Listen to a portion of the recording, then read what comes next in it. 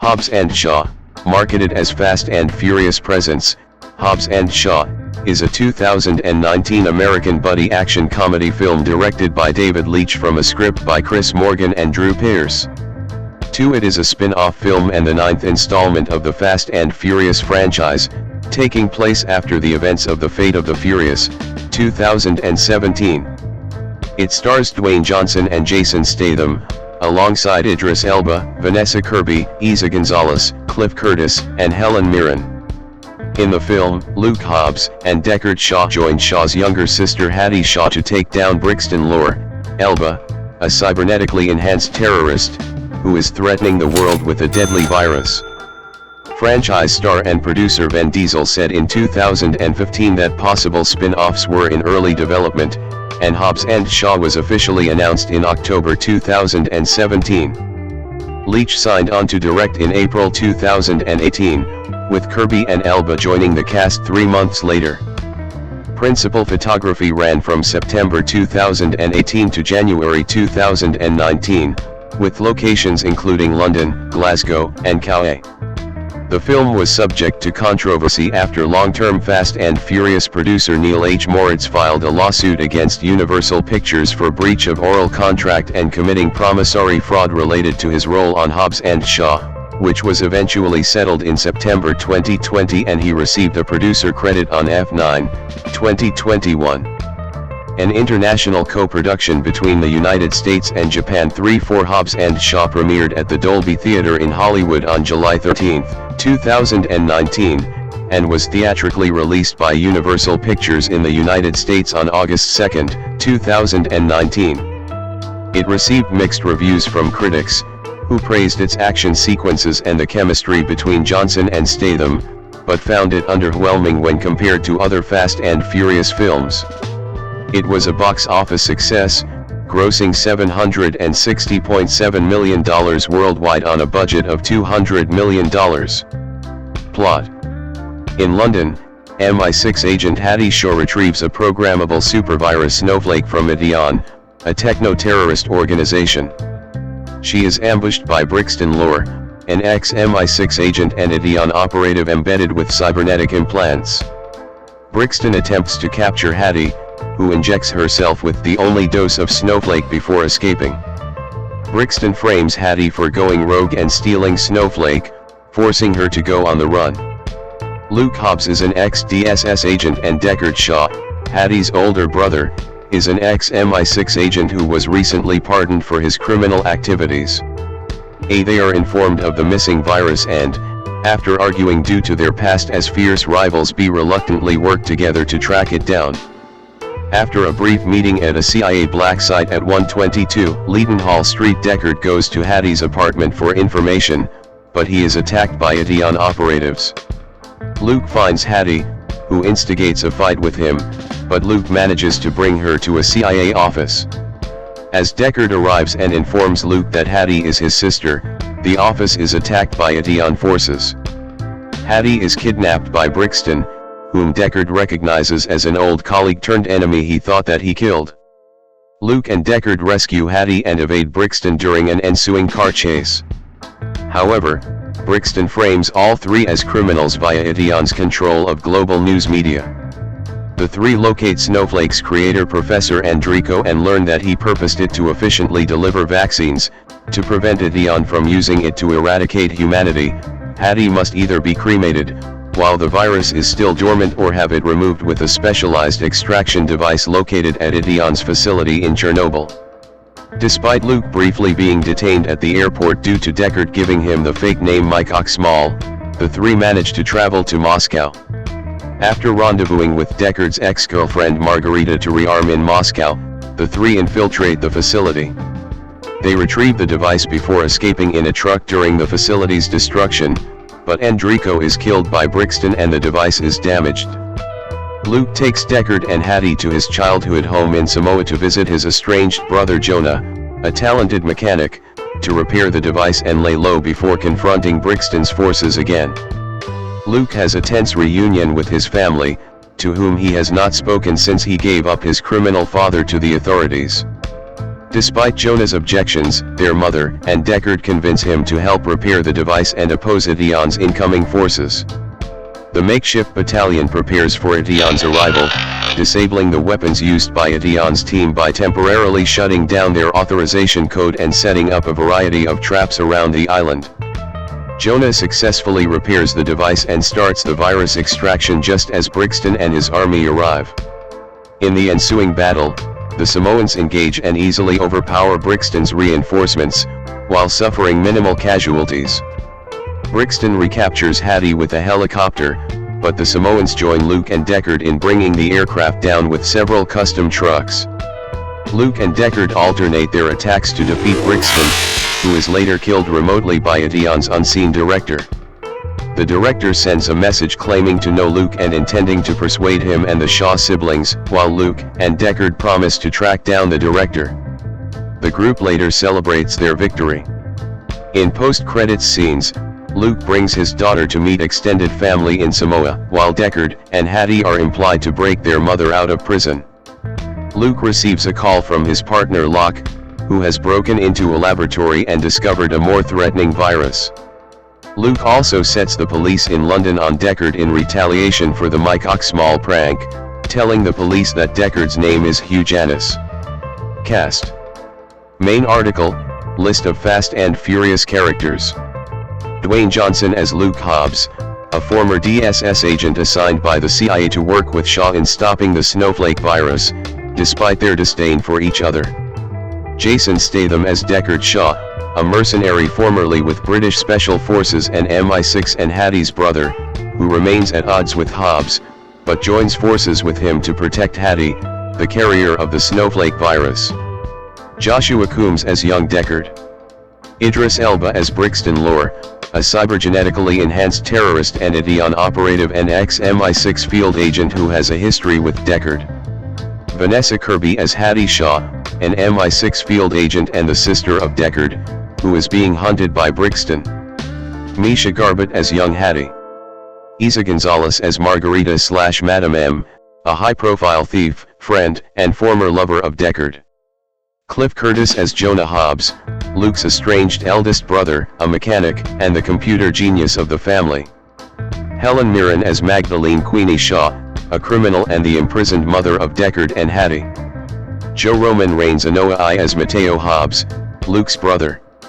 Eddie Marsan as Professor Andrico, a two-time Nobel Prize-winning scientist who created the Snowflake virus. Eliana Sue as Sam Hobbs, Luke's daughter. John Tui as Kal Hobbs, Luke's brother. Josh Maga as Timo Hobbs, Luke's brother. In addition, Laurie Pelani's Tuazano portrays Sephina Hobbs, the mother of Luke Hobbs and matriarch of the Hobbs family. Rob Delaney appears as CIA agent Loeb, while the film's director David Leitch makes a cameo appearance as an Idion helicopter pilot. Ryan Reynolds and Kevin Hart make uncredited cameo appearances as CIA agent Victor Locke and Air Marshal Dinky, respectively. 5-6 The Idion director, a role Keanu Reeves was in negotiations for, does not physically appear in the film, but is also voiced by Reynolds in a dual role, under the pseudonym Champ Nightingale. 7/8. Production. Development. In October 2017, Universal Pictures announced a spin-off film in development centered around characters Luke Hobbs and Deckard Shaw, and set a release date of July 26, 2019, with Chris Morgan returning to write the script. 9 Variety reported that Shane Black was being considered to direct the film. 10 In February 2018, Deadpool 2 director David Leitch entered talks to direct the film. 11 In April 2018, Leitch was confirmed as the director for the film and added David Ski-Yuneman as a production designer. 12/13. In 2018, Neil Moritz, a primary producer of the Fast and the Furious films, sued Universal City Studios for breach of an oral agreement. 14 The lawsuit was confidentially settled in 2020. 15. Casting. In July 2018, Vanessa Kirby was cast in the film to play an MI6 agent and Shaw's sister, along with Idris Elba as the main villain in the film. 1617 In October 2018, Eddie Marsan joined the cast of the film 18, and in November 2018, Isa Gonzalez was added as well. 19 In January 2019, Johnson revealed that his cousin and professional wrestler Roman Reigns would appear in the film as Hobbs' brother. 20 Additionally, he announced that Cliff Curtis, Josh Maga, and John Tui would portray other brothers of Hobbs. 21 Helen Mirren was also confirmed to be reprising her role from The Fate of the Furious. 22. Filming. Principal photography began on September 10, 2018, in London, England. 23-24 Dwayne Johnson joined the production 2 weeks later, on September 24, 2018, after he had wrapped filming Jungle Cruise. 25 Most filming was done at Shepperton Studios and Leavesden Studios.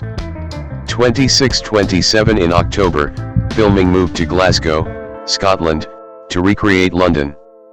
28 Filming also took place in late 2018, at Eggborough Power Station in North Yorkshire. 29 And in Farnborough, Hampshire.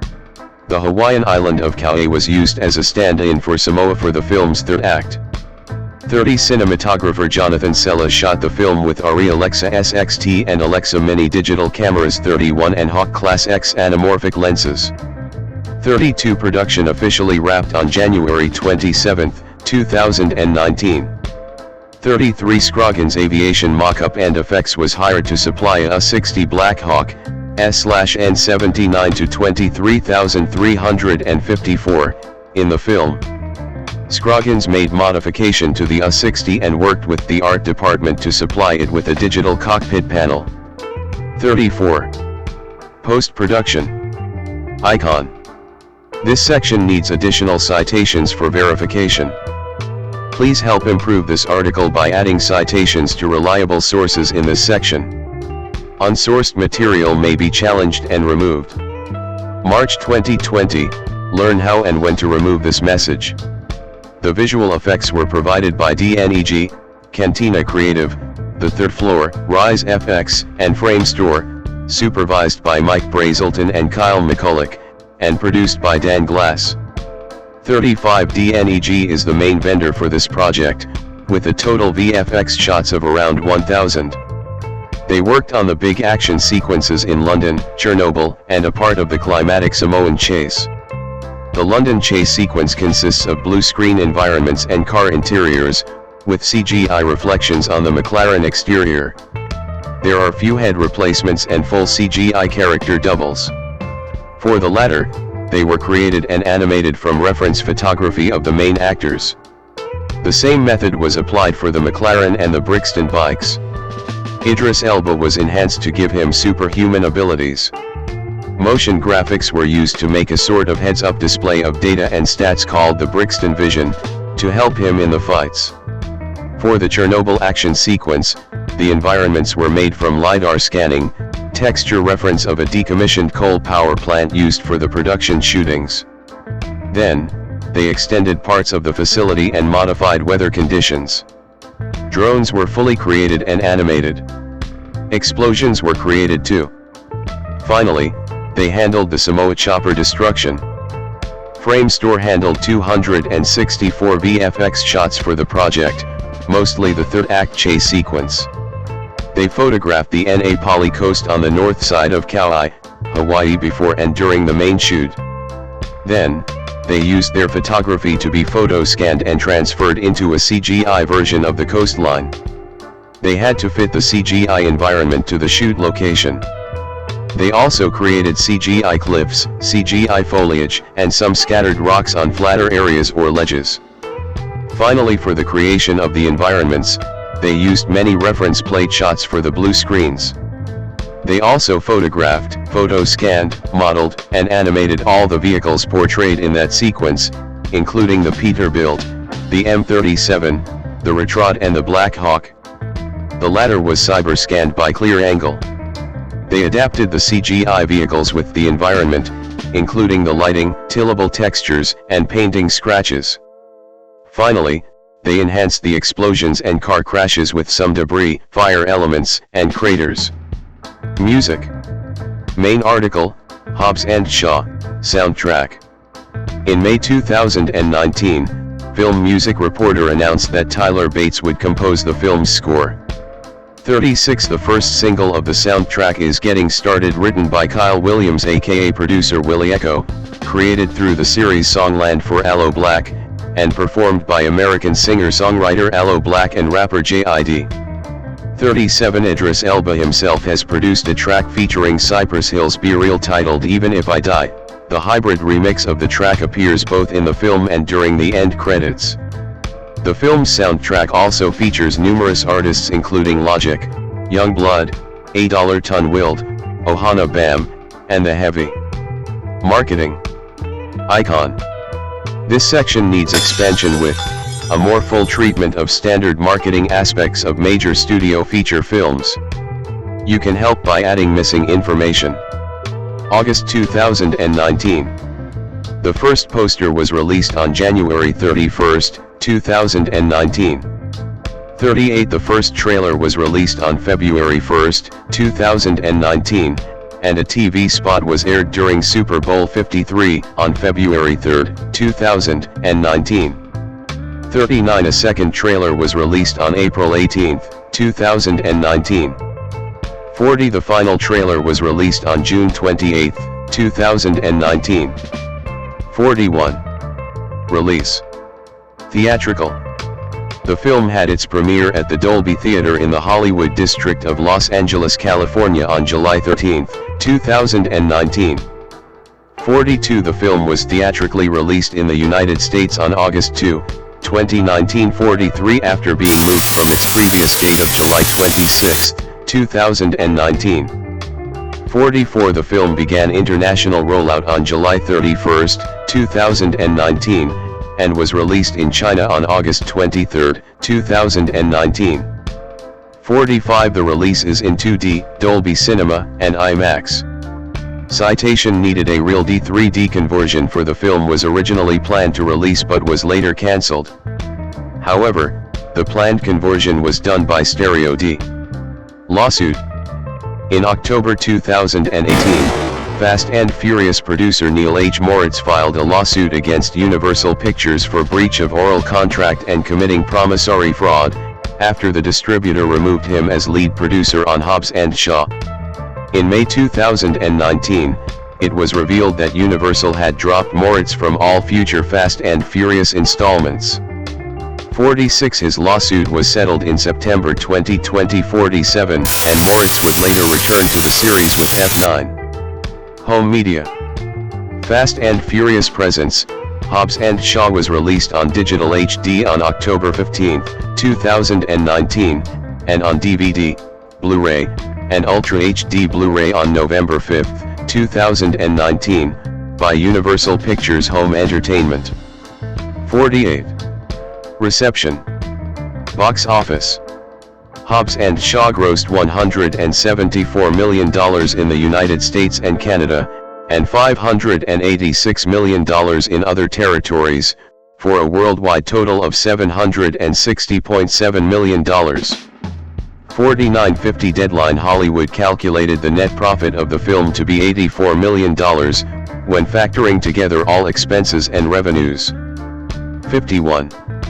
In the United States and Canada, the film was projected to gross $60 to $65 million from 4,253 theaters in its opening weekend, while some insiders predicted it could exceed $70 million. 52-53 The film made $23.7 million on its first day, including $5.8 million from Thursday night previews, the highest amount for both Johnson and Statham outside the main Fast and Furious series. It went on to debut to $60 million over the weekend, finishing first at the box office.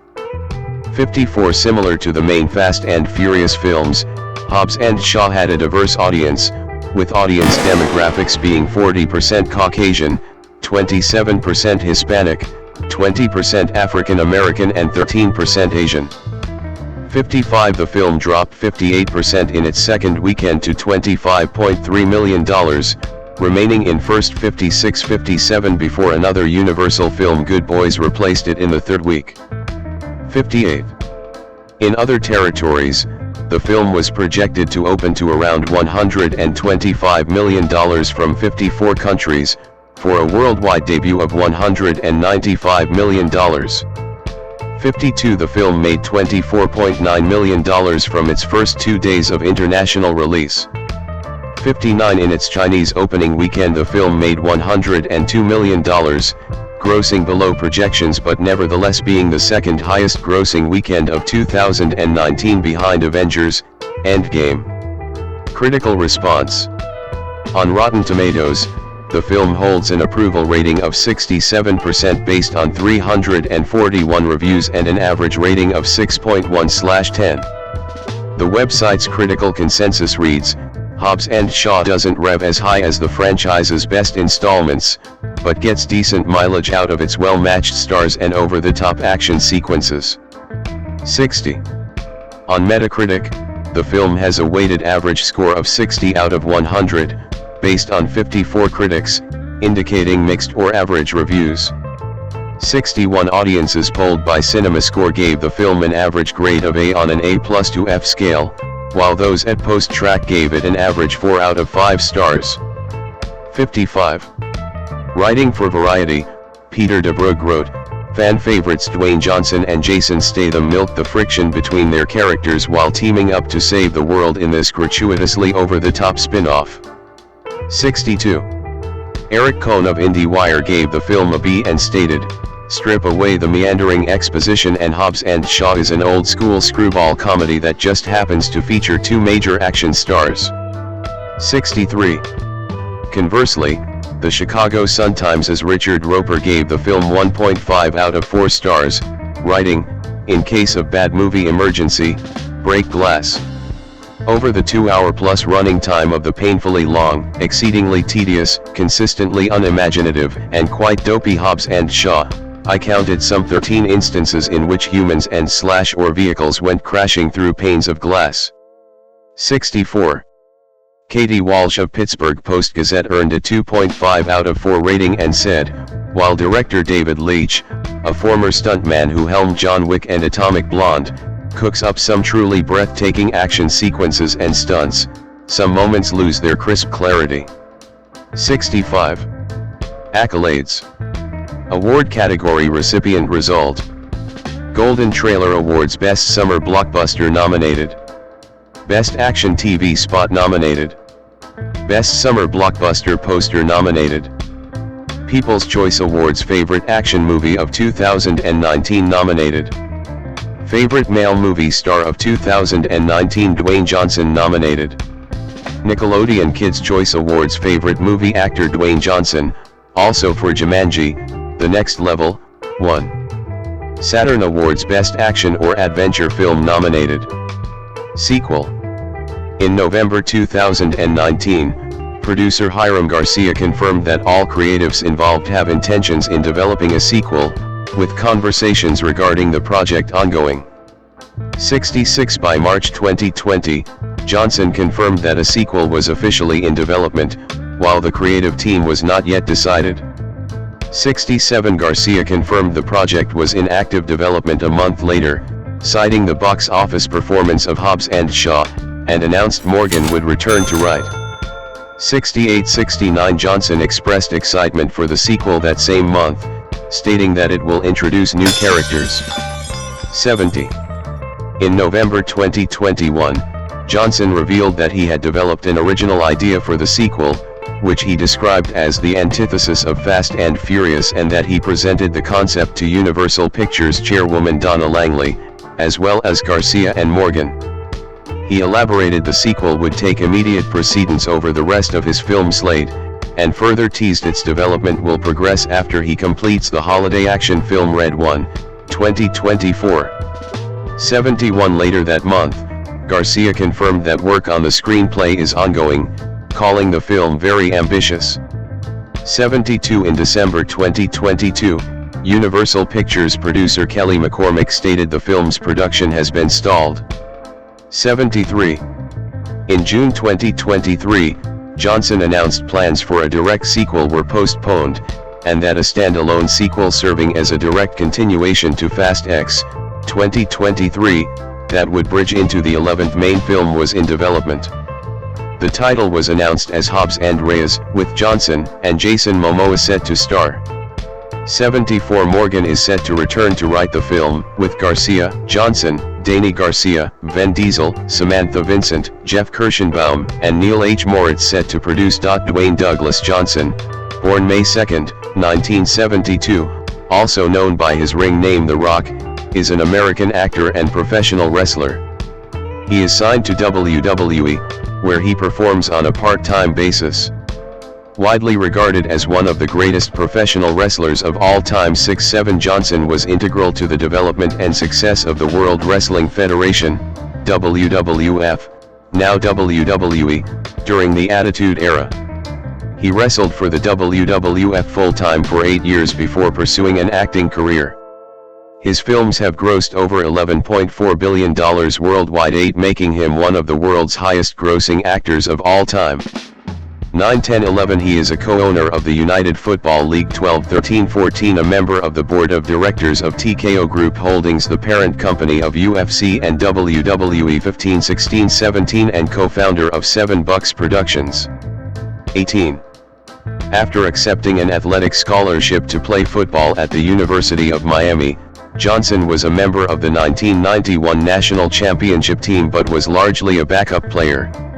19 Despite aspirations to play professional football, he went undrafted in the 1995 NFL Draft, and briefly signed with the Calgary Stampeders before being cut in his first season.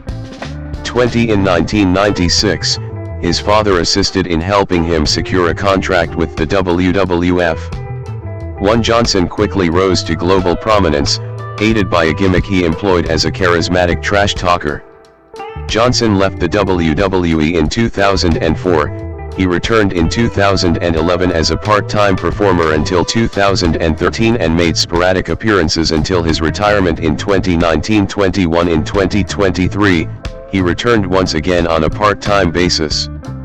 A 10-time world champion including the promotion's first of African descent. 22 He is also a 2-time Intercontinental Champion, a 5-time Tag Team Champion, the 2000 Royal Rumble winner, and WWE's 6th Triple Crown Champion.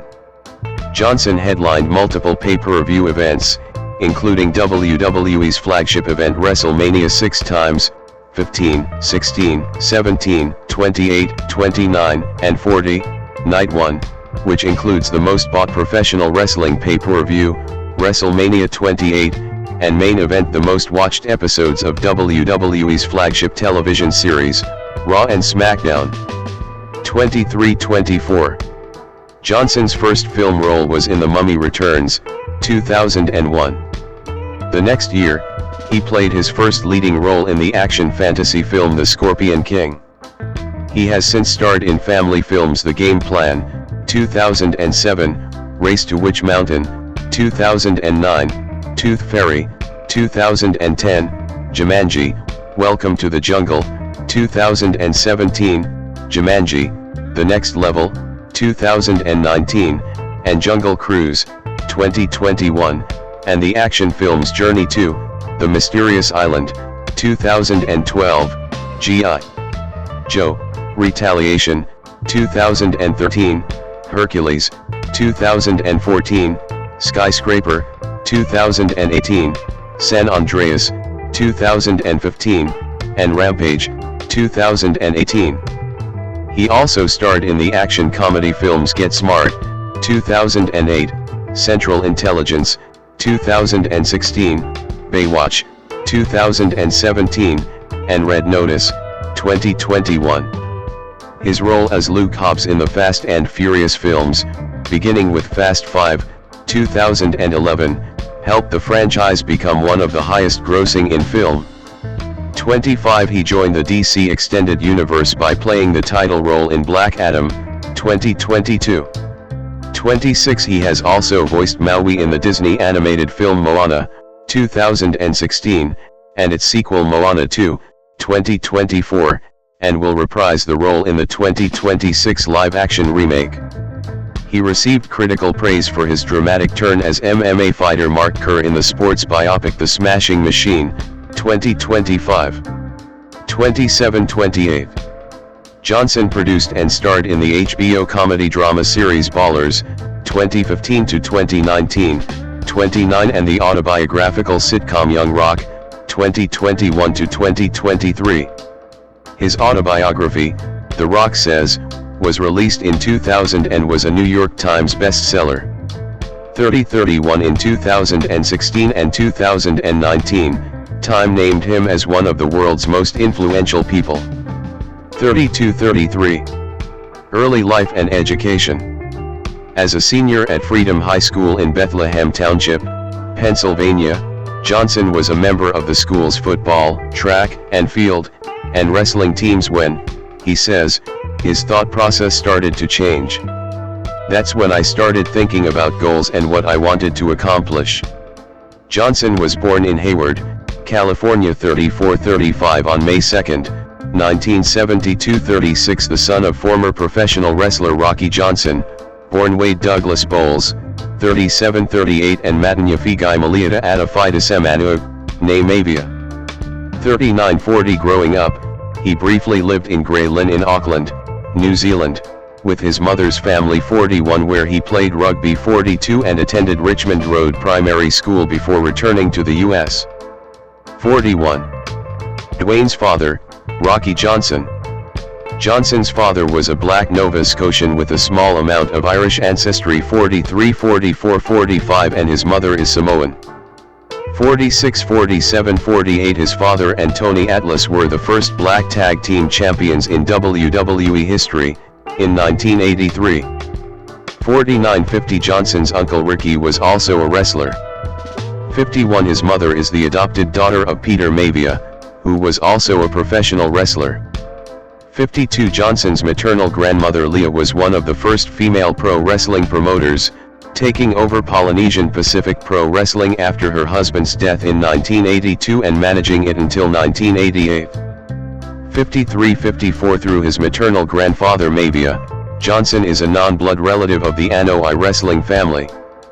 55, 56, 57, 58, 59. In 2008, he inducted his father and grandfather into the WWE Hall of Fame. 60. Johnson attended Montclair Elementary School in Charlotte, North Carolina, and then moved to Hamden, Connecticut, where he attended Shepherd Glen Elementary School and then Hamden Middle School. 61, 62. He attended President William McKinley High School in Honolulu and then Glencliff High School and McGavock High School, both in Nashville, Tennessee, and then Freedom High School in Bethlehem Township, Pennsylvania, in the Lehigh Valley region of the state, where he graduated in 1990. 63. At Freedom High School, Johnson initially struggled and was drawn into a culture of conflict and petty crime. By age 17, he had been arrested several times for fighting, theft, and check fraud, and was suspended 2 weeks for fighting.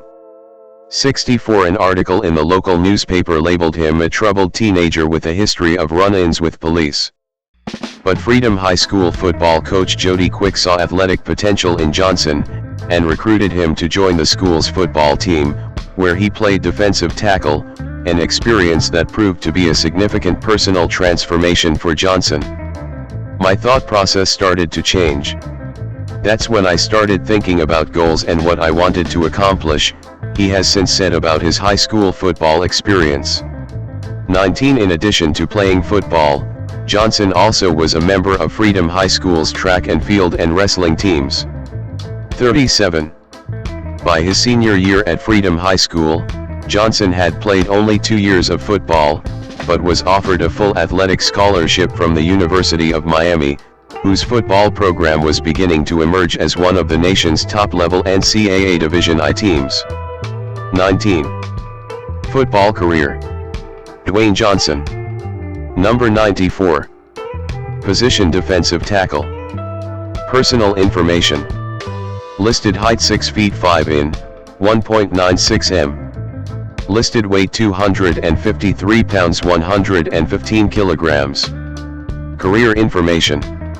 High school Freedom High School, Bethlehem, Pennsylvania. College, Miami, FL, 1990 to 1994. Career history. Calgary Stampeders, 1995, *** off-season and / or practice squad member only. Awards and highlights. National champion, 1991. College career.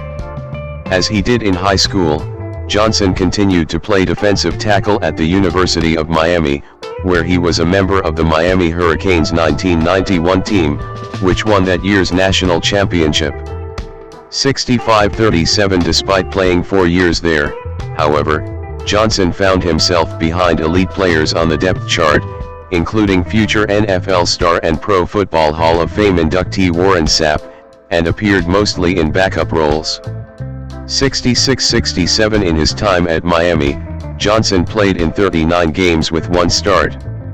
He recorded 4.5 sacks and 77 tackles. 67. In 1995, Johnson graduated with a Bachelor of General Studies and a dual major in Criminology and Physiology. 3. He was also one of the university's most prolific student speakers in the Miami area community, frequently delivering positive messages about his own struggles and encouraging students to remain in school and avoid the dangers of drug use. 68. Canadian Football League. After graduating, Johnson was signed by the Calgary Stampeders of the Canadian Football League. Calgary moved him from defensive tackle to linebacker. He was assigned to Calgary's practice roster, but was cut 2 months into Calgary's 1995 season. 37-69-70. Professional wrestling career. Early career, 1996. Part of a series on professional wrestling. History. Notable promotions. Notable men. Notable women. Notable tag teams and stables. By region. Styles. Concepts. Culture. Media outlets. Controversies. Lists. Related topics. Vid. After being cut by Calgary, Johnson began his professional wrestling career the next year, in 1996. 37. Veteran wrestler Pat Patterson secured several tryout matches for Johnson with the World Wrestling Federation, WWF, in 1996. Wrestling at first under his real name, Johnson defeated the Brooklyn Brawler at a house show on March 10, 71, 186-189, and lost matches to Chris Candido and Owen Hart. 41. After wrestling at Jerry Lawler's United States Wrestling Association under the name Flex Kavanaugh and winning the USWA Tag Team Championship twice with his partner Bart Sawyer in the summer of 1996, Johnson was signed to a WWF contract. He received additional training from Tom Pritchard, alongside Brockus and Mark Henry. 541. World Wrestling Federation / World Wrestling Entertainment.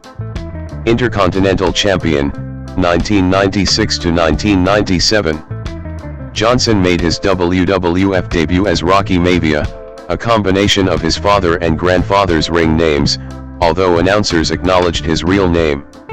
72. He was initially reluctant to take this ring name but was persuaded by Vince McMahon and Jim Ross. 54. 71.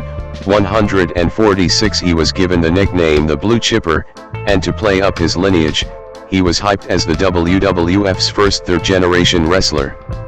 2. A clean-cut face character, Maivia was pushed heavily from the start despite his wrestling inexperience. He debuted on Monday Night Raw as a member of Mark Marrow's entourage on November 4, 1996. 73. His first match came at Survivor Series on November 17, in an 8-man elimination tag match. He was the sole survivor and eliminated the final 2 members of the opposing team, Crush and Goldust. 74. On February 13, 1997, he won the Intercontinental Championship from Hunter Hearst Helmsley on a Thursday edition of Monday Night Raw. 75. 76. 77. Maivia then successfully defended the title against Helmsley at In Your House 13, Final 4 on February 16. Johnson's first WrestleMania match came at WrestleMania 13 on March 23, where he was victorious in his Intercontinental Championship defense against the Sultan. WWF fans started to reject his character and push from the company. 78 He defeated Bret Hart by disqualification in a title defense on the March 31st episode of Raw is War. 79 Behind the scenes, Hart mentored Johnson for his first year in WWF 80 and refused to be booked to take the title from him. 81 On April 20th, at In Your House 14, Revenge of the Taker, he lost to Savio Vega by countout but retained the title. Audiences became increasingly hostile toward Mavia, with chants of Die, Rocky, Die and Rocky sucks being heard during his matches. 154. After losing the Intercontinental Championship to Owen Hart on the April 28 episode of Raw is War 82, Mavia suffered a legitimate knee injury in a match against Mankind in June and spent several months recovering. 1. Nation of Domination, 1997 to 1998. See also, Nation of Domination. Upon returning in August, Mavia turned heel by lashing out at fans who had been booing him and joining Farouk, D'Lo Brown, and Kama in the stable called the Nation of Domination. 83 He then refused to acknowledge the Rocky Mavia name, instead referring to himself in the third person as The Rock, though he would still be billed as The Rock Rocky Mavia until 1998. The Rock would then regularly insult the audience, WWF performers, and interviewers in his promos. 83. At D-Generation X, In Your House on December 7th, Stone Cold Steve Austin defeated The Rock in under 6 minutes to retain the Intercontinental Championship. 84 The next night on Raw is War, Austin was ordered by Mr. McMahon to defend the title in a rematch, but forfeited it to The Rock instead, handing him the title belt before hitting him with the Stone Cold Stunner. 85-86 The Rock feuded with Austin and Ken Shamrock through the end of 1997 and beginning of 1998. 87-88 On January 19, 1998, at the Royal Rumble, The Rock defeated Shamrock by disqualification to retain the Intercontinental Championship. Later that night, The Rock entered the Royal Rumble match and lasted until the final two before he was eliminated by Stone Cold Steve Austin. On March 29, at WrestleMania 14, The Rock defeated Shamrock by disqualification once again to retain the title. The next night, on Raw is War, The Rock debuted a new Intercontinental Championship design and would later overthrow Farouk as leader of the Nation of Domination to spark a feud between the two. He then successfully defended the Intercontinental Championship against Farouk at Over the Edge, In Your House on May 31st. The stable would then refer to themselves as simply The Nation. 89. The Rock and The Nation then feuded with Triple H and D-Generation X, DX, with the two stable leaders first meeting in the quarter-final of the 1998 King of the Ring tournament, which The Rock won. At King of the Ring on June 28, The Rock defeated Dan Severn in the semi-final match and lost to rival Ken Shamrock in the final. The Rock then resumed his feud with Triple H, as the two had a 2 out of 3 falls match at Fully Loaded, In Your House on July 26 for the Intercontinental Championship, which The Rock retained in controversial fashion. 90 This led to a ladder match at SummerSlam on August 30th, where The Rock lost the title to Triple H. 91. In the latter half of 1998, The Rock saw a big uptick in fan support. The Rock also started consolidating his famous persona during this time, which would last until 2000. 92 The Rock's popularity caused him to be booked in a feud with fellow Nation members Mark Henry and D'Lo Brown, turning babyface in the process. Henry defeated The Rock at Judgment Day, In Your House on October 18 after interference from Brown, effectively breaking up the stable. 93-94. WWF Champion and Rise to Superstardom, 1998 to 2000. See also, The Corporation and Rock and Sock Connection. As part of The Corporation, The Rock feuded with Stone Cold Steve Austin and stole Austin's personalized WWF Championship Smoking Skull belt. The Rock was then entered into the Deadly Game tournament for the vacant WWF Championship. The finals occurred at Survivor Series on November 15, where The Rock defeated Vince McMahon's associate, Mankind, to win his first WWF Championship. 95-96 a double turn then occurred as The Rock turned heel again after allying with Vince and Shane McMahon as the crown jewel of their stable, the Corporation, after the McMahons betrayed Mankind. 95-97 on December 13th, at the pay-per-view named after him, Rock Bottom, In Your House, The Rock had a rematch with Mankind for the WWF Championship. Mankind appeared to win the match when The Rock passed out to the mandible claw submission move, but Vince McMahon ruled that since The Rock did not tap out, he retained his title. 97-98. In the main event of the January 4, 1999, episode of Raw is War, Mankind defeated The Rock for the championship after interference from Stone Cold Steve Austin. 99 Then at the Royal Rumble on January 24, The Rock regained the title in an I Quit match, a type of submission match that only ends if one of the combatants says I quit on a microphone. Intended to show a vicious streak in The Rock's character, The Rock hit Mankind in the head with a steel chair 11 times instead of the scripted 5 shots already being risky. Most wrestling matches in the Attitude Era involving steel chairs had at most 2 or 3 shots to the head.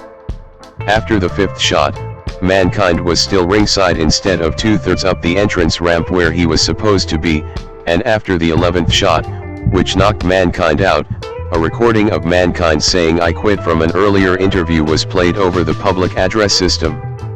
101 on January 31st, during an episode of Sunday Night Heat, The Rock and Mankind participated in an empty arena match, a match that took place in an arena with 22,000 empty seats where any part of the facility could be used to contest the match.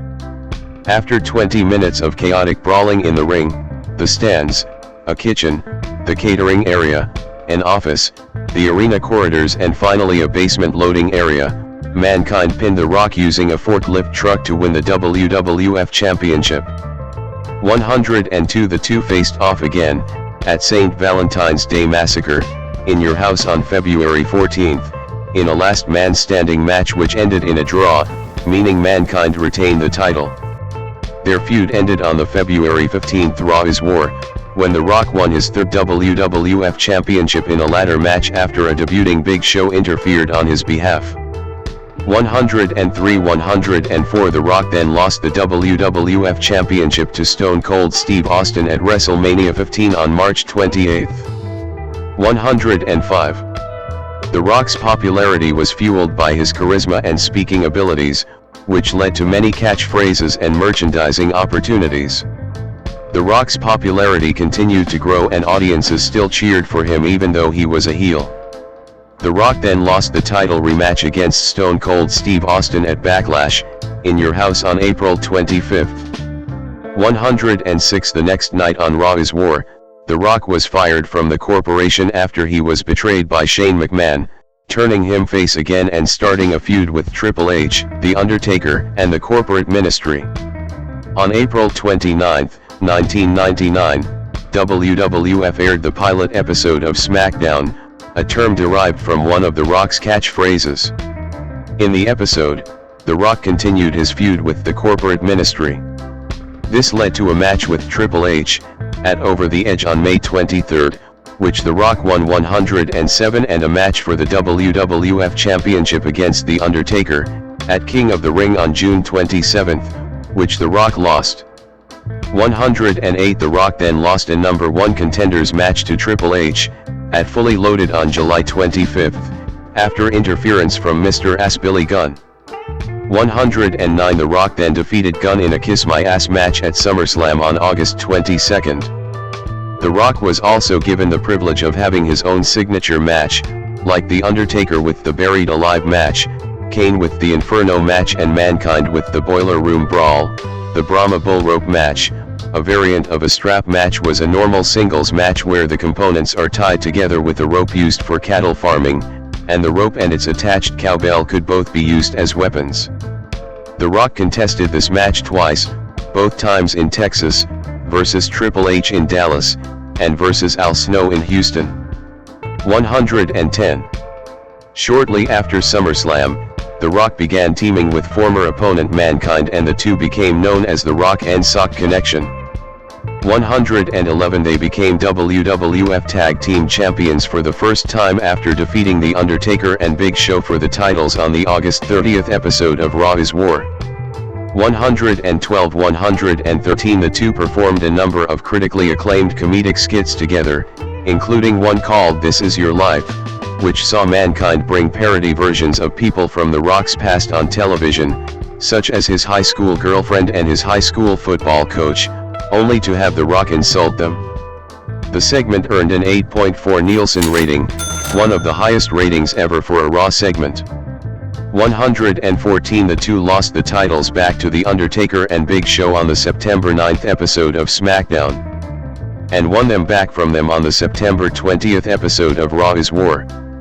115-116 The Rock and Mankind then lost the titles to the New Age Outlaws on the very next episode of SmackDown. 117 The Rock and Mankind would win the WWF Tag Team Championship for the third and final time after beating the New Age Outlaws on the October 14th episode of SmackDown, before losing the titles to the Holly Cousins on the October 18th episode of Raw is War. 118-119 At the Royal Rumble on January 23, 2000, The Rock entered the Royal Rumble match and was one of the final two remaining, along with Big Show. In an attempt at a false finish, Big Show intended to throw The Rock over the top rope in a running powerslam-like position, before The Rock countered the move on the ring apron, sending Big Show to the floor before re-entering the ring as the winner. 120 But The Rock's feet accidentally hit the floor during the reversal attempt, though those watching the event on television did not see that. This was played up in the storyline as Big Show provided additional video footage showing it and claimed to be the rightful winner. The Rock's #1 contendership for the WWF Championship was then put on the line against Big Show at No Way Out on February 27, which Big Show won after Shane McMahon interfered. 121 The Rock then defeated Big Show on the March 13th episode of Raw is War, to regain the right to face the WWF Champion, Triple H, at WrestleMania 2000 on April 2nd, in a fatal four-way elimination match, also including Big Show and Mick Foley. 122-123 Each wrestler had a McMahon in his corner. Triple H had his wife, Stephanie, Foley had Linda, The Rock had Vince, and Big Show had Shane. 123-124 The Rock lasted until the final two but was eliminated by Triple H after Vince betrayed him by hitting him with a chair. 124-125 Due to his image at the time, a Magic, the Gathering deck archetype was named after him. 126 Record-breaking World Champion, 2000 to 2002. The Rock as the WWF Champion in 2000. In the following weeks, The Rock continued his feud with Triple H and eventually won his fourth WWF Championship, which he won on April 30th, at Backlash, after Stone Cold Steve Austin intervened on his behalf. 127-128 The following night on Raw is War, The Rock successfully defended his title against Shane McMahon in a steel cage match. On May 21st, at Judgment Day, The Rock faced Triple H in an Iron Man match with Shawn Michaels as the special guest referee. 129 With the score tied at 5 falls each, and with seconds left on the time limit, The Rock was disqualified when The Undertaker attacked Triple H, thus giving Triple H the 6-5 win and the title. 129-130 The Rock won the WWF Championship for a fifth time at King of the Ring on June 25 by scoring the winning pin in a six-man tag team match, teaming with Kane and The Undertaker against Shane McMahon, Triple H, and Vince McMahon, whom he pinned. 131-132 The Rock successfully defended the championship against Chris Benoit on July 23 at Fully Loaded. The next month, he successfully defended his title against Kurt Angle and Triple H at SummerSlam on August 27. The Rock had another successful title defense against Benoit, Kane, and The Undertaker on September 24 at Unforgiven. 133. The Rock then lost the WWF Championship to Kurt Angle at No Mercy on October 22, 2000. 134 The next month, The Rock feuded with Ricochet and defeated him at Survivor Series on November 19. 135 The Rock wrestled a six-man Hell in a Cell match for the WWF Championship at Armageddon on December 10, which Angle won to retain the title.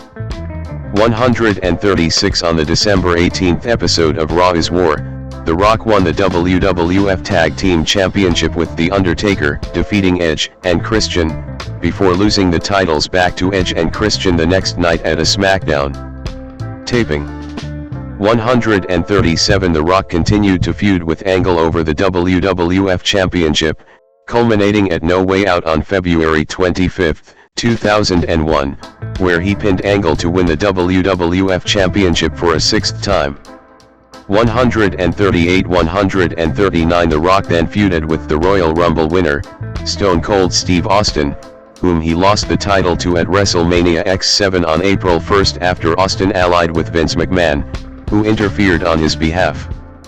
105 On the next night's Raw is War, during a steel cage title rematch, Triple H attacked The Rock, allying with McMahon and Austin and helping Austin retain the championship. 140 Austin and Triple H then formed a tag team called the Power Trip. 141 While The Rock was indefinitely suspended in storyline, Johnson used this time off to act in The Scorpion King. The Rock taunting Rob Van Dam at ringside at WWF Raw, October 2001. The Rock returned in late July when the WWF was feuding with rival promotions World Championship Wrestling, WCW, and Extreme Championship Wrestling, ECW, during what is known as the Invasion storyline. In reality, WCW was purchased by Vince McMahon and the WWF, and ECW had gone out of business in early 2001. Many former WCW and ECW wrestlers were then brought onto WWF television and formed the Alliance to compete with the WWF in storyline. The Alliance and Vince McMahon then both attempted to persuade The Rock to join their team. The Rock then aligned with McMahon and the WWF.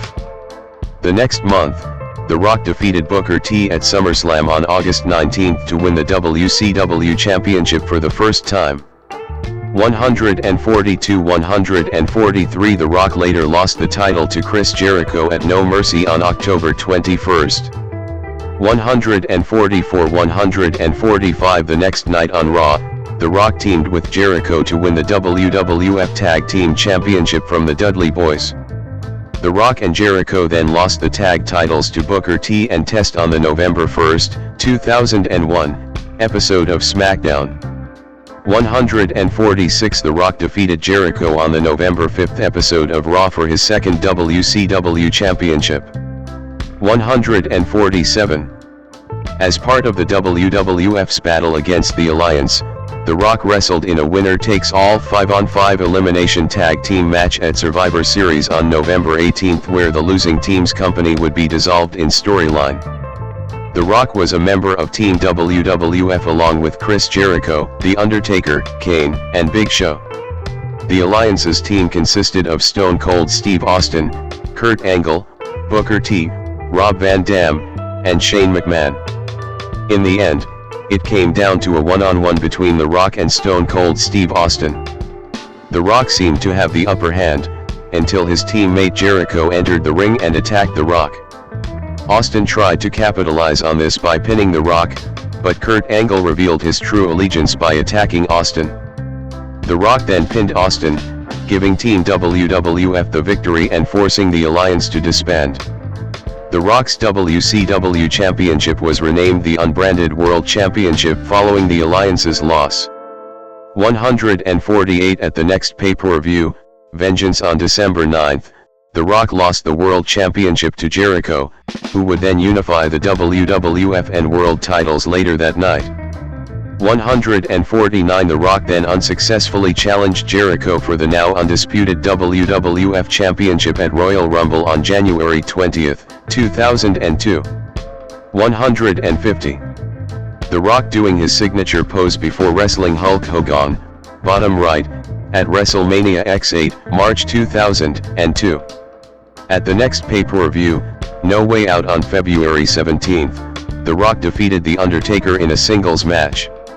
No Way Out also saw the WWF debut of the famed WCW faction New World Order, NWO, which at the time consisted of Hollywood Hulk Hogan, Kevin Nash, and Scott Hall. 151. This later led to a match between The Rock and Hogan at WrestleMania X8 on March 17th. The match was billed as Icon vs. Icon, with both men representing the top tier of two generations of wrestling. Ultimately, The Rock pinned Hogan at WrestleMania X8 to win the match. 152. Despite The Rock portraying a heroic character and Hogan a villain, a portion of the crowd attending the Skydome was rooting heavily for Hogan. 153. 154. In an interview in 2013, Hogan said he and The Rock changed the style of the match on the fly based on the crowd's response. 155. After the introduction of the first ever brand extension, the WWF held a draft lottery on the March 25, 2002, episode of Raw. The Rock was the #1 overall pick, going to the SmackDown brand before taking a sabbatical from wrestling. 156. The Rock made a surprise return on a June episode of Raw before going to his assigned brand of SmackDown. There, The Rock was named the #1 contender for the WWE Undisputed Championship, which he won for a record-setting 7th time at Vengeance on July 21, by defeating Kurt Angle and then champion The Undertaker in a triple threat match. 157. 158. The Rock successfully defended the title at the Global Warning event on August 10 against Triple H and Brock Lesnar after pinning Triple H. 159. On August 25, at SummerSlam, The Rock lost the WWE Undisputed Championship to Lesnar along with the record for the youngest WWE champion, which he had set in 1998. 160. In 2018, writing for ESPN.com, Sean Coyle noted in a retrospective review of the event, that following his victory over Hulk Hogan at WrestleMania X8, The Rock started to see a dip in fan support, and that dip turned into a plunge by the time The Rock had his match with Lesnar at SummerSlam because fans knew he was leaving WWE to pursue an acting career. 161. As evidenced by the negative crowd response during his match with Lesnar.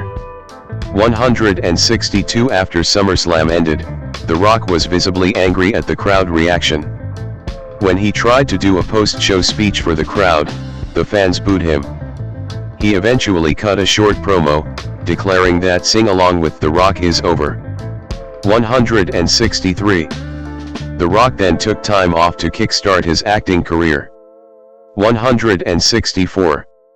Hollywood Rock, 2003. The Rock defeated Stone Cold Steve Austin, left, in Austin's final match at WrestleMania 19 in March 2003. The Rock returned on the January 30, 2003, episode of SmackDown, to set up another match with Hulk Hogan at No Way Out on February 23. 165. Because of negative fan reaction during previous matches as a result of his budding acting career, The Rock turned heel. He also started a new persona that has been called Hollywood Rock, with a new look and a shaved head. 166. 167. The Rock defeated Hogan at No Way Out before moving to the Raw brand. 168. There, The Rock had various small feuds, including one with the Hurricane. 169. The Rock also began performing rock concerts, segments in which he played the guitar and mocked WWE performers and fans in song. 170. After failing to win a #1 contendership for the World Heavyweight Championship, The Rock went into another program with Stone Cold Steve Austin. This led to a match at WrestleMania 19 on March 30, which called back to their previous two WrestleMania encounters, both of which Austin had won. 171. The Rock won after delivering 3 consecutive rock bottoms, ending their long-running rivalry in what turned out to be Austin's final match, until WrestleMania 38. 172. The next night, Raw was billed as the Rock Appreciation Night, in honor of The Rock's victory over Austin. That night, The Rock was attacked by a debuting Goldberg. 173 at Backlash on April 27, Goldberg defeated The Rock, who then briefly left WWE to film Walking Tall. 174. Final feuds and departure, 2003 to 2004. On the June 2nd episode of Raw, The Rock joined the highlight reel and attacked Christian and Chris Jericho with Booker T, turning face once again. 175. The Rock would later return on the December 8th episode of Raw to help Mick Foley against La Resistance. In 2004, The Rock aided Mick Foley in his feud against Evolution 176, leading to a reunion of The Rock and Sock Connection. They lost against Ric Flair, Randy Orton, and Batista in a handicap match at WrestleMania XX on March 14, 2004, when Orton pinned Foley after an RKO. 177. This was Johnson's final wrestling match until November 2011. The Rock appeared in WWE sporadically following WrestleMania XX. He made returns to provide support for Eugene against Jonathan Coachman and made a cameo in his hometown of Miami, where he confronted Randy Orton. On the August 23rd episode of Raw, he hosted a pie-eating contest, as part of the WWE Diva Search, and ended the segment by giving Coachman a people's elbow. The Rock's contract with WWE then ended and he started his full-time acting career. 178. Non-wrestling appearances, 2007 to 2009. On March 12, 2007, The Rock appeared on a WWE show after nearly 3 years, via a pre-taped promo shown during Raw. He correctly predicted that Bobby Lashley would defeat Umaga at WrestleMania 23 in Donald Trump's and Vince McMahon's Battle of the Billionaires hair versus hair match. 179. On March 29, 2008, Johnson inducted his father Rocky Johnson and grandfather Peter Maivia into the WWE Hall of Fame. 180. His next appearance was through a pre-taped promo on October 2, 2009, during the Decade of SmackDown. 181. Independent Circuit, 2009. On September 30, 2009, The Rock appeared at a World Extreme Wrestling, WXW, show to support the professional wrestling debut of Sarona Snuka, the daughter of his longtime friend and mentor Jimmy Snuka. 182. Return to WWE. Feud with John Cena, 2011 to 2013. The Rock in the ring as WrestleMania XXVII host, April 2011. On February 14, 2011, The Rock was announced as the host of WrestleMania XXVII on April 3, 2011, appearing live on Raw. During a lengthy promo, he addressed the fans and started a feud with John Cena. 183. 184. After numerous appearances via satellite, The Rock appeared live on the Raw before WrestleMania XXVII to confront Cena. After he and Cena exchanged insults, The Miz and Alex Riley appeared and attacked The Rock. He fended off Miz and Riley, only for Cena to blindside him with an attitude adjustment. 185. The Rock and John Cena left on Raw, agreeing to a match at WrestleMania XXVII 1 year in advance.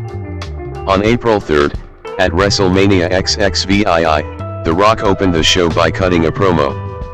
After appearing in numerous backstage segments, The Rock came to ringside to restart the main event between Cena and The Miz as a no disqualification match, after it had ended in a double countout.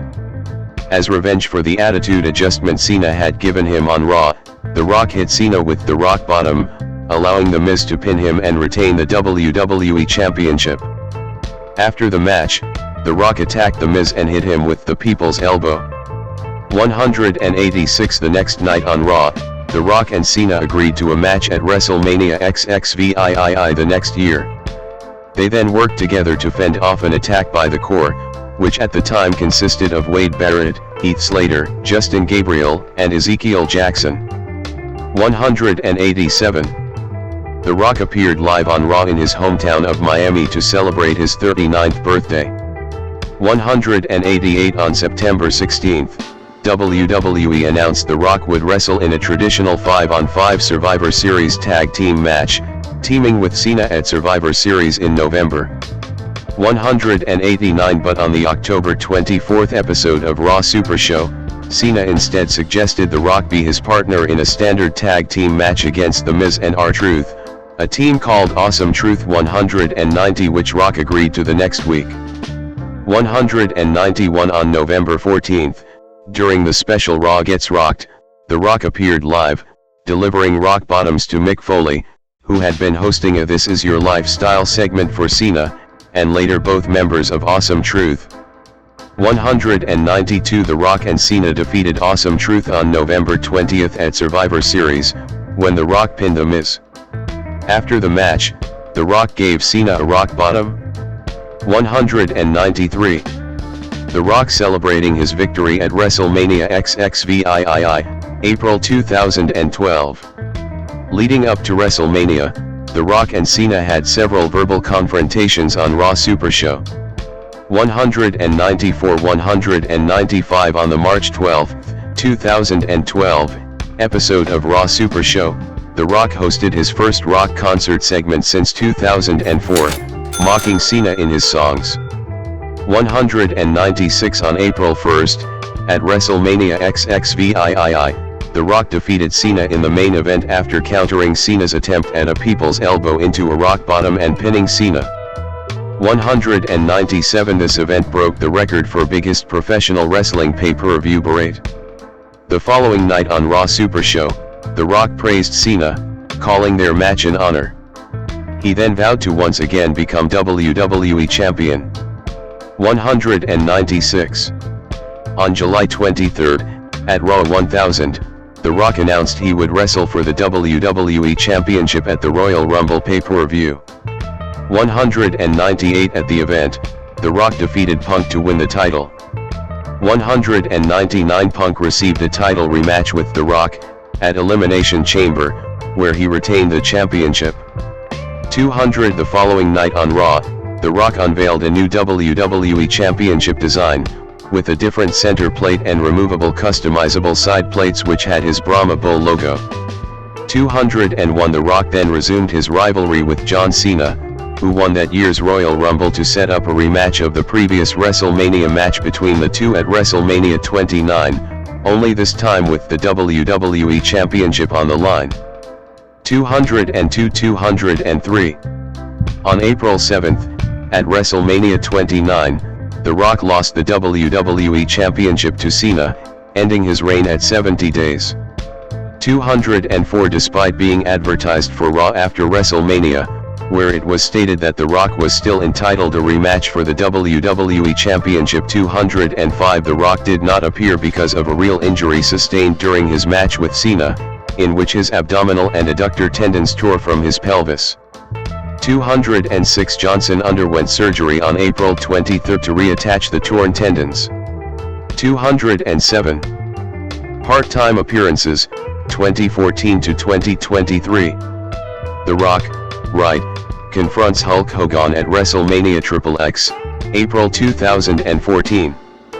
From 2014 to 2023, he appeared on WWE shows, most notably in the opening segment of WrestleMania XXX with Hulk Hogan and Steve Austin. 208 At WrestleMania 31, alongside Ronda Rousey, getting into an in-ring altercation with Triple H and Stephanie McMahon. 209 And at WrestleMania 32, where he defeated Eric Rowan in 6 seconds, which set the record for the fastest win in WrestleMania history. 210 In 2025, he also appeared at the 2015 Royal Rumble event, where he helped his relative Roman Reigns to win the Royal Rumble match. 211 212 213. The Wyatt family confronting The Rock at WrestleMania 32, April 2016. He also appeared on episodes of Raw and SmackDown. 214 215 216 217 On August 3, 2019, The Rock officially announced his retirement from professional wrestling. 218. The Final Boss, 2024, present. See also, The Bloodline. The Rock and Roman Reigns face-to-face with Cody Rhodes and Seth freakin' Rollins at WrestleMania XL, April 2024. The Rock made his return to WWE on the Day 1 edition of Raw on January 1, 2024. 219-220. The Rock also appeared on the February 2 episode of SmackDown, where he confronted WWE Undisputed Champion Roman Reigns after Royal Rumble winner Cody Rhodes decided against choosing Reigns as his WrestleMania 40 opponent to allow The Rock to face Reigns. 221. This was met by intense backlash from fans who wanted Rhodes to face Reigns, so The Rock turned heel and aligned with Reigns. 222-223. The Rock with the People's Championship at the 2024 WWE Hall of Fame induction ceremony in April 2024. He also debuted a new persona that incorporated facets of his arrogant Hollywood Rock incarnation from 2003, such as insulting the audience, wearing gaudy expensive clothes, and entering the arena to a new entrance theme that began with his heroic character's music before transitioning into his Hollywood rock music. 224. Being known as the Final Boss. 225. In the Night 1 main event of WrestleMania XL, The Rock and Reigns defeated Rhodes and Rollins, allowing Rhodes to wrestle for Reigns' title under Bloodline rules. 226. During the Night 2 main event between Reigns and Rhodes, multiple people interfered on behalf of both men, but Rhodes went on to defeat Reigns for the undisputed WWE Championship. 227. After WrestleMania, The Rock took time off to film the biopic The Smashing Machine. 228-229. Rock made his return 6 months later, at Bad Blood. 230. He also appeared on the Raw premiere on Netflix on January 6, 2025. 231. At New Year's Evil, making his first NXT appearance. 232-233. And at Elimination Chamber, Toronto, during the segment where John Cena attacked Cody Rhodes and turned heel. 234. Mainstream crossover. The Rock in a 2001 Vanity Fair photo shoot. The Rock appeared on Wyclef Jean's 2000 single It Doesn't Matter and in its music video. 235-236. He also recorded Pie with Slick Rick for WWF The Music, Volume 5. 237. In 1999, Johnson appeared on That 70s Show as his father Rocky Johnson. The next year, he was on Star Trek, Voyager as an alien wrestler who used The Rock's moves. 238. In 2000, he hosted Saturday Night Live, SNL, for the first time. 239. Fellow wrestlers Triple H, Big Show, and Mick Foley also appeared on the show. 240. Johnson has said the success of that episode is the reason he began receiving offers from Hollywood studios. 241. He has since hosted SNL 4 more times. In 1999, The Rock was listed number 1 on Entertainment Weekly's Top 12 Entertainers of the Year. 242. In 2000, Access Hollywood ranked him number 1 in their list of the top 10 celebrities of 2000. 243. That year, Rock was also listed in the Forbes Celebrity 100 and People magazine's 25 Most Intriguing People. 244. 245. The Rock was listed on Entertainment Weekly's 101 Most Influential People in both 2000 and 2001. 246. In 2001, he was also listed on E!'s 20 Top Entertainers. 247. 248. In 2002, The Rock was listed on E!'s 25 Toughest Stars.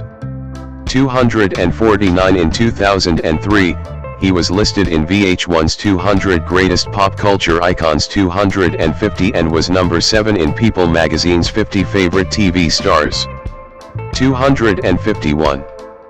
The Rock made a surprise appearance at the official Xbox unveiling during Bill Gates's keynote speech at the ongoing Consumer Electronics Show in 2001. 252 Johnson's motion picture debut was as the Scorpion King in The Mummy Returns, 2001.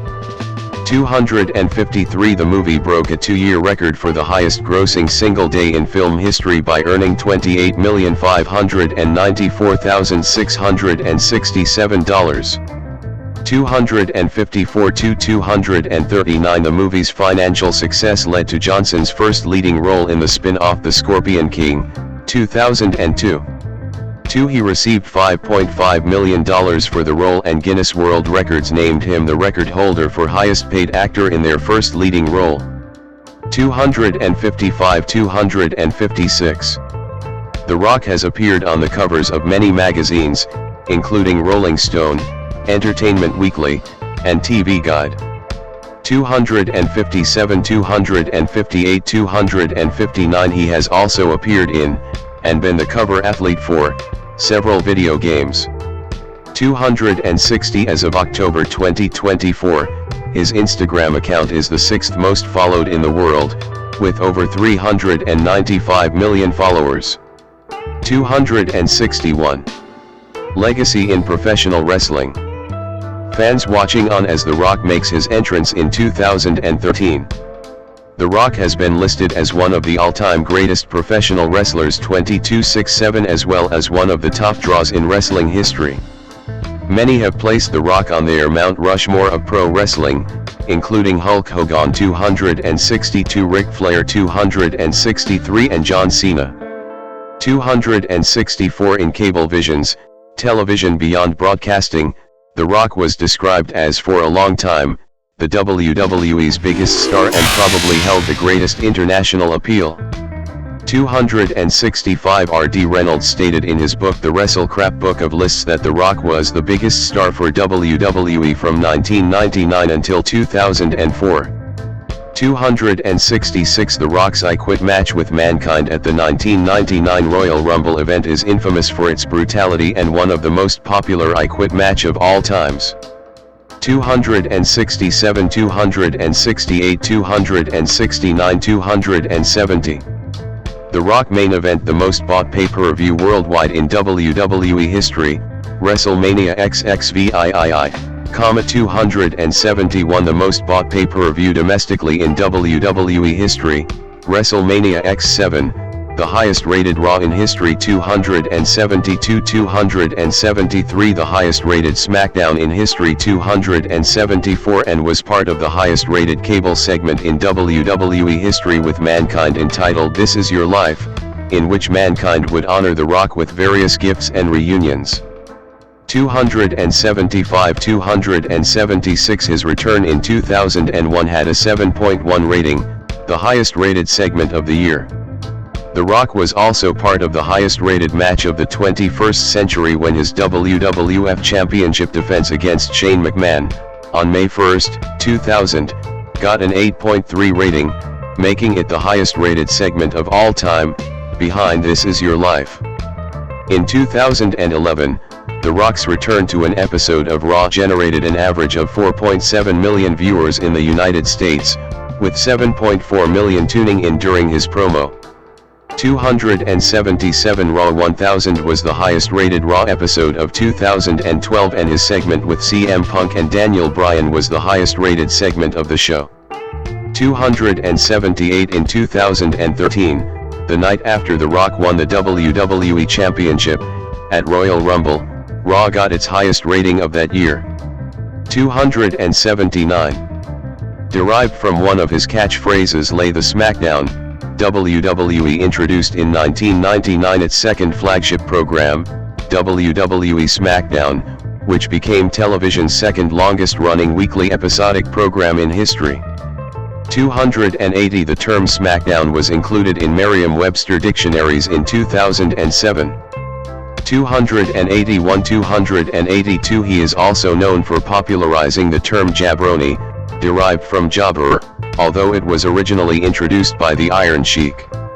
283 284 The Rock holds the record for most Raw shows main event in 1 year, 38 in 2000, 285 most SmackDown shows main event in 1 year, 36 in 2000, 286 and is tied with Stone Cold Steve Austin, in 2001, for most PPV shows main event in 1 year, 12 in 2000.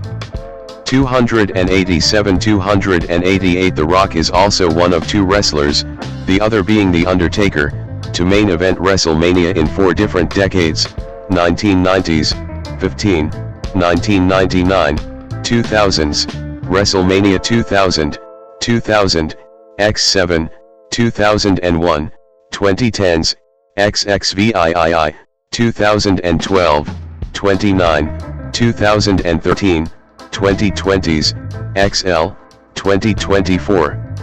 At the 2021 Survivor Series, WWE held a 25-man battle royal to celebrate the 25th anniversary of The Rock's WWE debut. The match was won by Omos. 289. Acting career. See also, Dwayne Johnson filmography. Johnson in April 2009. Johnson entered Hollywood and had early success due to his wrestling popularity and noted work ethic. Over his acting career, he became one of the highest paid and most successful actors in Hollywood. 290, 291, 292, 293. Career beginnings, 1999 to 2010. He began his acting career on television while wrestling. In his first television acting job, in 1999, he portrayed his father Rocky Johnson in an episode of that 70s show called That Wrestling Show. Nearly a year later, he appeared in the Star Trek Voyager episode Tsunkatsu as an alien wrestler who fought against 7 of 9. While Johnson was away from WWE, the company continued to sell The Rock merchandise, and he continued to be featured prominently in the opening montages of their television shows. 41. Johnson made his theatrical debut in The Mummy Returns, 2001, playing the antagonist Matthäus the Scorpion King. He reprised this role in the spin-off film The Scorpion King, 2002, where he starred as the titular character. Johnson was paid $5.5 million for his leading role, putting him in the Guinness World Records for the highest salary for a first-time leading man. 294 The film was a commercial success and despite mixed reception, Johnson's acting was praised. 295 Film critic Roger Ebert wrote, "I expect him to become a durable action star." 296.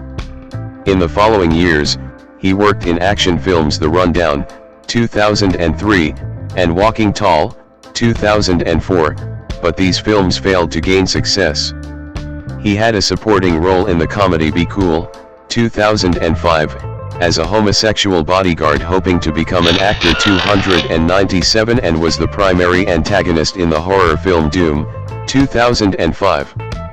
He also worked in the sports drama Gridiron Gang, 2006, comedy Reno 9/11, Miami, 2007, and thriller Southland Tales, 2006. He had further success by playing an arrogant famous American football player in the sports family comedy The Game Plan, 2007, Agent 23 in spy action comedy Get Smart, 2008, a cab driver in the science fiction film Race to Witch Mountain, 2009, the title character in the fantasy comedy Tooth Fairy, 2010, and a police officer in buddy cop comedy The Other Guys, 2010. Johnson returned to action genre in the unsuccessful Faster, 2010. Johnson made his voice acting debut in the 2006 video game Spy Hunter, Nowhere to Run, originally intended as a tie-in for an unproduced film. 298 He also voiced NASA astronaut Chuck in the 2009 animated sci-fi comedy Planet 51. 299 He presented the Academy Award for Best Visual Effects at the 80th Academy Awards. 300. Commercial success, 2011 to 2020. Johnson's first big box office success came in 2011, portraying Luke Hobbs in Fast 5, 2011, The film became the 7th highest grossing film of 2011. Following this, all of Johnson's projects in the 2010s decade achieved major success and established him as a bankable actor. 302. He next starred in the box office hit Journey to The Mysterious Island in 2012. He became known for reinvigorating film franchises after portraying Marvin F. Hinton/Roadblock in G.I. Joe: Retaliation and reprising his role as Luke Hobbs in Fast and Furious 6, 2013, 303, 304, while also starring in true story films Pain and Gain, 2013, and Empire State, 2013. That same year, he hosted and produced the TNT reality competition series The Hero 305, 306 and won the Favorite Male Butt Kicker Award at the 2013 Nickelodeon Kids' Choice Awards. 307. In May 2013, it was announced that he would executive produce and star in Ballers 308, an HBO comedy drama series about NFL players living in Miami. 309. By December of that year, Forbes named him the top grossing actor of 2013, with his films bringing in $1.3 billion worldwide for the year. Forbes credited the success of Fast and Furious 6, which grossed $789 million globally, and his frequent acting work as primary reasons for topping the list. 310. Johnson starred as the title character in Hercules in 2014, 311, and hosted another reality series for TNT that same year, entitled Wake Up Call, which saw him lending a helping hand to everyday people who were facing enormous challenges in their lives alongside guest experts such as Rocco DiSpirito, Jillian Michaels, and Josh Shipp. 312. In 2015, Johnson reprised his role as Luke Hobbs in Furious 7, 313 and starred in the disaster film San Andreas. In 2016, he co-starred with Kevin Hart in the action comedy Central Intelligence and had a lead voice role in the Disney animated film Moana, in which he voiced Maui. He reprised his role as Luke Hobbs in The Fate of the Furious, which was released in 2017. Johnson starred in 2 other blockbuster movies that year, Baywatch and Jumanji: Welcome to the Jungle as Mitchell Mitch Buchanan and Dr. Smolder Bravestone, respectively. 314, 315. In 2018, he starred in 2 solo box office hits, Rampage and Skyscraper. Johnson star on the Hollywood Walk of Fame in July 2022. Johnson's role within the Fast and Furious franchise continued with Fast and Furious Presents, Hobbs and Shaw, starring alongside co-star Jason Statham. David Leitch directed the project from a script co-written by franchise writer Chris Morgan and Drew Pearce. The film began principal photography in September 2018, and was released on July 26, 2019. Johnson reprised his role as Bravestone in Jumanji: The Next Level. With the critical and financial success of Welcome to the Jungle, production of the movie began in early 2019, and it was released on December 13, 2019. 316. Johnson's films grossed $10.6 billion in the 2010s, making him the decade's 6th highest grossing actor and the highest grossing actor outside the Marvel Cinematic Universe. 317. Career fluctuations, 2021 to 2024. In 2021, after a year-long hiatus, Johnson co-starred with Emily Blunt in Disney's Jungle Cruise as Frank Wolf. The film is based on the theme park ride of the same name. 318. How May Call It Sarah directed, with a script by Michael Green from a previous one by J.D. Payne and Patrick McKay. 319. 320. In addition to his work on the film, Johnson assisted with redesigning the titular ride for all Disney theme parks. 321. Jungle Cruise was released on July 30, 2021. 322. 323. 324. On March 16, 2021, he appeared for the first time as the video game character, The Foundation, in Fortnite Battle Royale. Johnson was initially uncredited in his role, yet hinted at his involvement through a series of Instagram posts.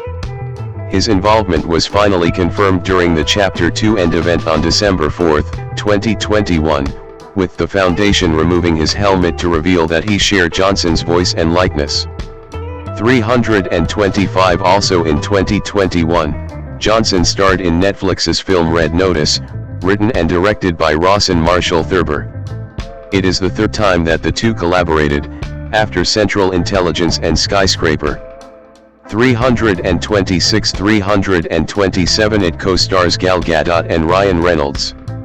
328 Until the release of K-pop Demon Hunters in 2025, it was the most watched film on Netflix of all time.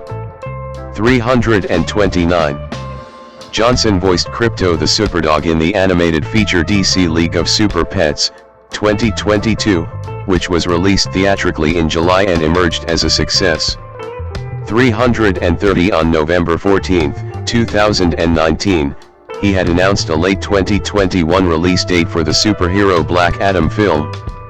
331 Production on Black Adam began filming in April 2021 and was released on October 21, 2022. 332 333 He earned $22.5 million to star in the film and received millions more for producing and promoting it on social media. 334 However, the anticipated film received mixed to negative reviews and turned out to be a box office disappointment. Following the failure of Black Adam, Johnson's star power came under scrutiny, and his involvement in creative decisions faced criticism.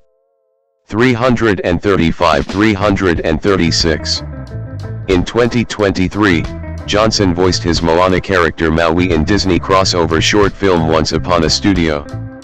337 In May 2023, Johnson reprised his role as Luke Hobbs in a cameo appearance during the mid-credits scene of Fast X.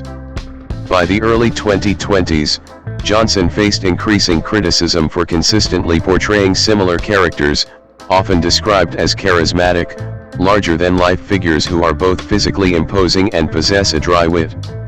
These roles frequently involve action or adventure elements, and the characters tend to be heroic, if sometimes reluctant, protagonists.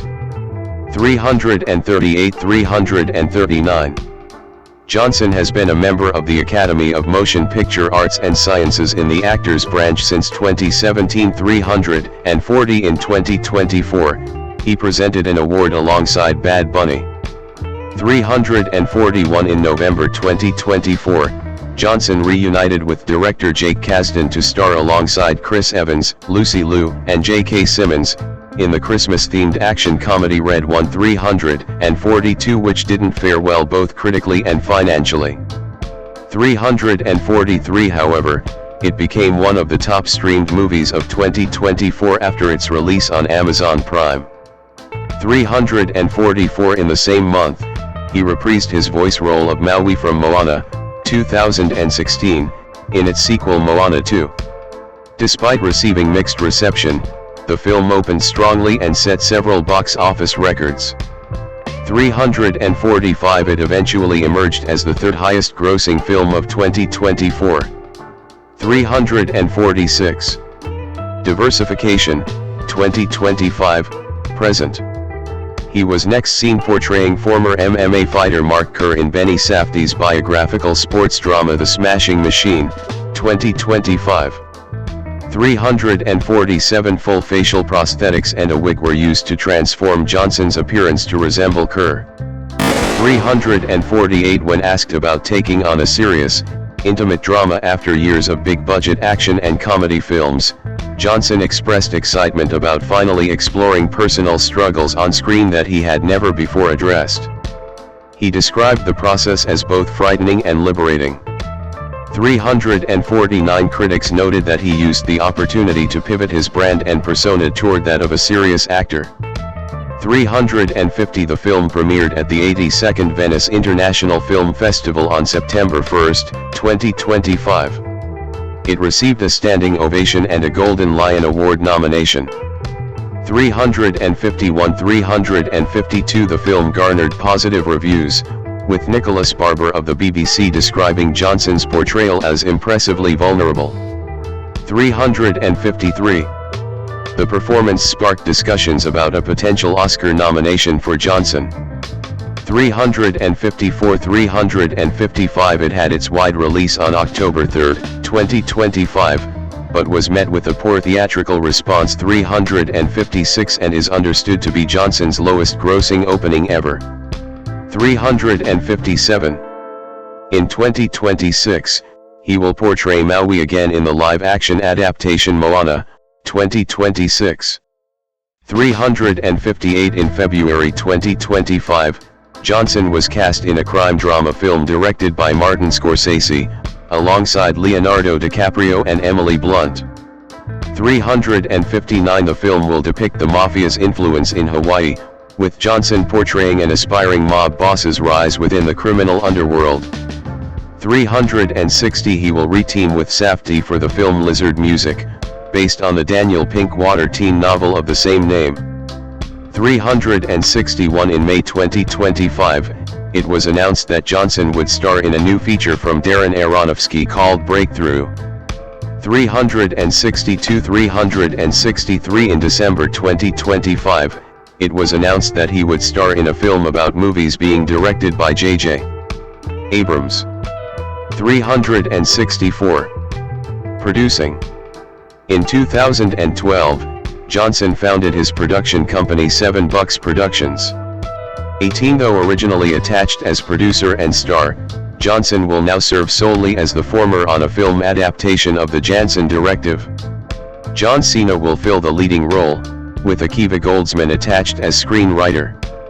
365 Additionally, he will produce and star in a Netflix-exclusive film titled John Henry and the Statesman, as the titular folklore hero.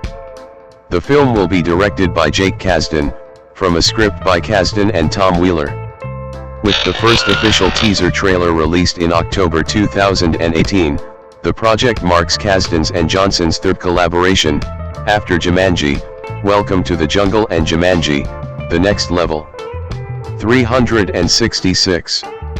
In 2019, Johnson produced and appeared as himself in Fighting With My Family, a comedy drama about Saraya Bevis and her family, who are also professional wrestlers.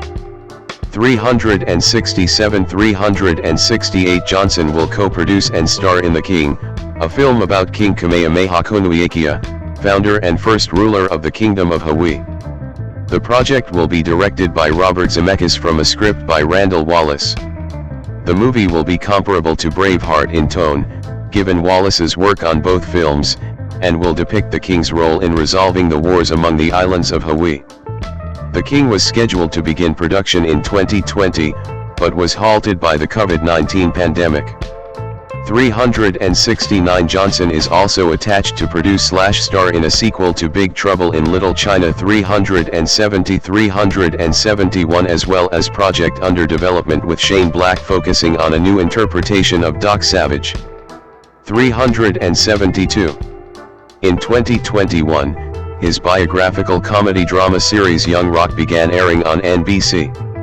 373 A film centered around Tate Adam/Black Adam, a part of the DC Extended Universe, was announced to be in development in January 2017. Originally cast in the role as early as September 2014 as the antagonist, in a film centered around the superhero Billy Batson/Shazam. 375 His villainous role for Shazam was reworked into 2 separate films. 376 Johnson did not appear in Shazam, but he served as a producer and his likeness was used through special effects in flashback scenes. 378 Business career. In March 2020, Johnson launched Tier-Mana Tequila, which sold 600,000 9-liter cases in its first year. 379 and is valued at approximately $3.5 billion. 380. Johnson presenting the 2023 XFL Championship Trophy. In August 2020, Johnson along with several partners and investors including Redbird Capital Partners purchased the XFL for $15 million. Within months, Johnson announced plans for the relaunch of the league in spring 2022. While the launch was delayed a year, the first games of 2023 kicked off on time. 381 After a successful 2023 season, the XFL and United States Football League announced their intent to merge into a single league. On December 31, 2023, it was announced that the new merged league would be called the United Football League, UFL. 382 The league would feature 8 teams and start on March 30, 2024. Johnson, along with Danny Garcia, and Redbird Capital Partners own 50% of the UFL together under XFL Properties LLC. 383. On January 23, 2024, Johnson joined the TKO Group Holdings Board of Directors. In the process, he obtained full ownership over his trademark name The Rock, which was owned by WWE. 384-385 As part of the settlement, Johnson signed a new services and merchandising agreement with WWE. 384-385-386. Other work. In 2000, Johnson published his autobiography, The Rock Says, co-written with Joe Layton. It debuted at number 1 on the New York Times bestseller list and remained on the list for several weeks. 30 In 2013, Johnson hosted and produced the TNT reality competition series The Hero. 305-306 In 2014, he hosted another TNT reality series, Wake Up Call. 312 In 2019, Johnson started hosting the NBC competition series The Titan Games. 387. In March 2016, Johnson partnered with American fitness apparel manufacturer Under Armour to release Project Rock. 388 The first item in his partnership with Under Armour, a gym bag, sold out in a couple of days. 389-390 His second item, a black t-shirt sporting his signature Brahma Bull, sold out after being worn at WrestleMania 32. 391 Johnson also released an alarm clock app as part of Project Rock that received more than 1 million downloads in its first week of release. 392 Since then, they have released sneakers, headphones, and other apparel. 393. In 2016, Johnson started his YouTube channel.